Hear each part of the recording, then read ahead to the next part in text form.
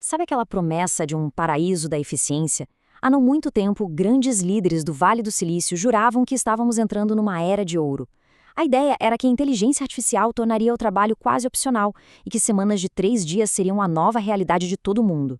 Mas agora que a gente sente o pulso do cenário corporativo em 2026, o que encontramos de verdade? Um caos digital absoluto. Nesta nossa análise documental de hoje, a gente vai entender por que, em vez de diminuir a nossa carga, a IA está acelerando o trabalho a uma velocidade que o cérebro humano simplesmente não foi feito para acompanhar. E o que choca de verdade é ver o impacto dessa promessa na prática.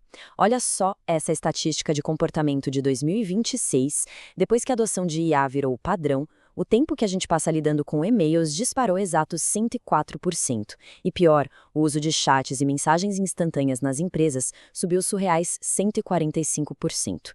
A expectativa era que a máquina ia cuidar da parte chata para a gente poder descansar ou focar na estratégia, certo?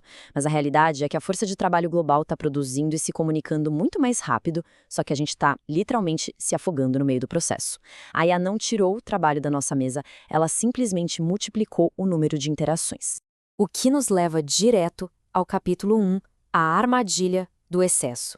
Existe um contexto oculto aqui que grande parte das empresas ainda não sacou. A inteligência artificial não entrou no jogo como um substituto mágico para o esforço humano.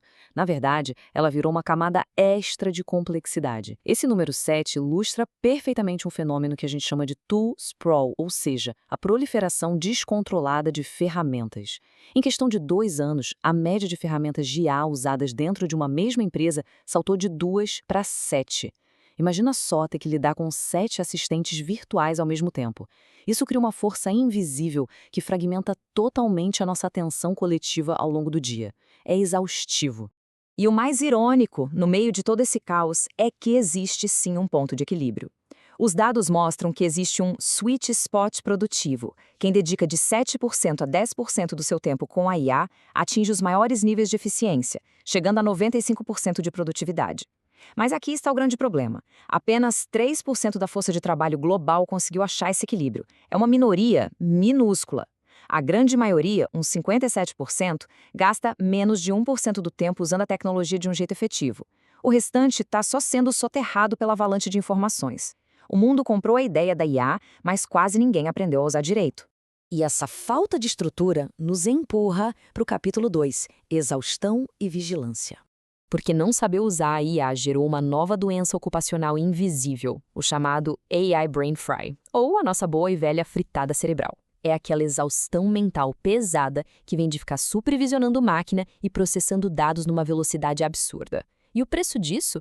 O colapso total da nossa capacidade de focar. Dá uma olhada nessa queda. A parte do dia que a gente consegue trabalhar sem interrupção despencou. Hoje, em 2026, uma sessão média de foco total dura exatos 13 minutos e 7 segundos. 13 minutos. Como a inteligência artificial faz o trabalho braçal de criar rascunhos em segundos, o cérebro humano é forçado a pular de uma tarefa para outra num ritmo alucinante para revisar tudo. Aí a gente se pergunta, como o mundo corporativo reagiu a essa crise de foco? Bom, da pior forma possível. Para garantir os ganhos prometidos de produtividade a qualquer custo, o mercado apelou para o monitoramento algorítmico em massa. Temos casos absurdos como o do JP Morgan, que passou a rastrear cada tecla digitada pelos analistas e a medir o tempo exato das pessoas em chamadas de vídeo. A tecnologia, que tinha tudo para ser uma ferramenta de libertação, virou o fiscal mais insuportável da história do trabalho. E, claro, o resultado dessa vigilância extrema foi um abismo de confiança. De um lado, 68% dos gestores juram que esse monitoramento melhora o trabalho. Mas, na outra ponta, 72% dos trabalhadores dizem que isso não ajuda em absolutamente nada. A confiança desmoronou. E sem confiança, o que acontece? Nasce o teatro da vigilância.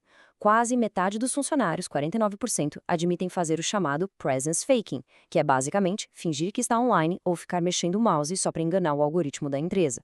O esforço real morre e as pessoas passam só com fritabela para bater meta de software. Mas calma, porque algumas empresas estão mudando a regra do jogo. Vamos ao capítulo 3, a nova lógica estratégica. Se a vigilância provou ser um fracasso, quem é que está saindo na frente em 2026? As organizações que pararam de jogar algoritmo em cima de processos ultrapassados e começaram a reescrever o contrato de trabalho. A palavra-chave agora é inteligência de habilidades. As empresas líderes notaram que treinar a equipe que já está lá dentro para trabalhar com IA é 23% mais barato do que tentar caçar profissionais de fora. Até porque o talento externo em IA está pedindo salários que chegam a ter um prêmio de 47%. Desenvolver quem já está na casa não é só uma questão de cultura, é matematicamente muito mais inteligente.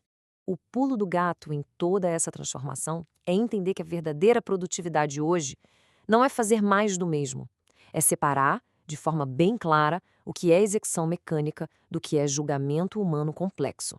O valor das coisas mudou. Processar dados pesados e fazer tarefa repetitiva deixa para a máquina. Onde o cérebro humano brilha? Nos dilemas éticos, em entender contextos ambíguos, na construção de relações de verdade e na criação de propriedade intelectual.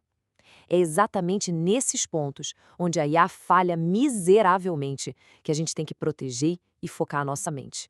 Só que para isso funcionar, a gente precisa prestar atenção num alerta seríssimo emitido pela OCDE. Eles apontam para um paradoxo pedagógico bem perigoso. Usar IA sem limites melhora essa tarefa de hoje, claro, mas atrofia a sua competência no longo prazo. Os estudos mostram que alunos e profissionais têm uma queda de 17% na performance quando você tira a IA deles. É uma espécie de preguiça metacognitiva.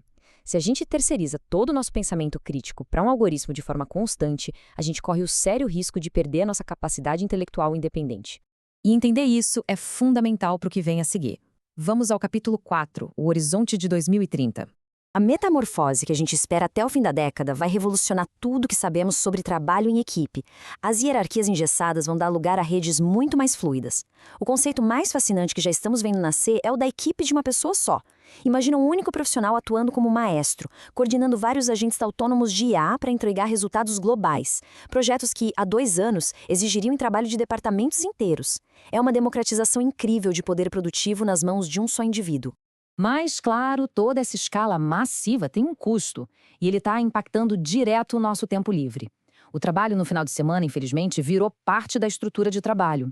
As horas produtivas aos sábados saltaram 46% e aos domingos, inacreditáveis 58%. E tem mais, as pessoas estão começando a trabalhar nos fins de semana 1 hora mais cedo do que antes. Isso nos dá uma certeza absoluta. Aquela jornada tradicional de 9 às 6 morreu. O tempo virou algo totalmente fluido e isso vai forçar todo mundo a renegociar os seus próprios limites. No fim das contas, a grande lição que 2026 esfregou na nossa cara é que inteligência artificial nunca foi uma varinha mágica que resolve todos os problemas. Na verdade, ela é um espelho. Essa tecnologia fantástica apenas reflete e amplifica as nossas próprias falhas de gestão ou a nossa visão estratégica. As máquinas já estão rodando em velocidade máxima. A grande pergunta que fica ao olharmos para o futuro é: como é que nós vamos redesenhar a experiência humana para que a gente não acabe virando refém das ferramentas que nós mesmos criamos?